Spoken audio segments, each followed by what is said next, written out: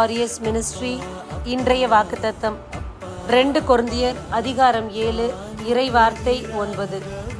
இப்போது எனக்கு மகிழ்ச்சிதான், நீங்கள் மன வருத்தம் அடைந்தீர்கள் என்பதற்காக அல்ல, மாறாக உங்கள் மன வருத்தம் மனம் மாற செய்தது என்பதற்காகவே மகிழ்ச்சி அடைகின்றேன்.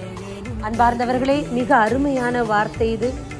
ஆண்டவர் இந்த நாளில் நாம் வருத்தப்படுகிறோம் அநேக காரியத்தில், ஆனால் வருத்தப்படுவதோடு நின்று விடாமல் ஆண்டவர் பால் திரும்பி மனம் மாறுகின்றோம்.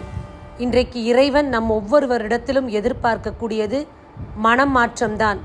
வருத்தப்பட்டு எந்த நிலையிலும் அதற்காக நாம் காணிக்கையோ பரிகாரமோ செய்வதை விட மனம் மாறி இறைவன் பால் திரும்ப வேண்டும். அவருடைய மந்தையில் நாம் இணைய வேண்டும். இறைவனுக்கு உகந்த வாழ்க்கை வாழ வேண்டும். இதை மட்டும்தான் அவர் நம்மிடமிருந்து எதிர்பார்க்கின்றார். நம்முடைய மன வருத்தம் இன்றைக்கு மன மாற்றத்துக்கான வழியை வகுத்திருக்கின்றது. அதை குறித்து இறைவனும் மகிழ்ச்சி அடைகின்றார்.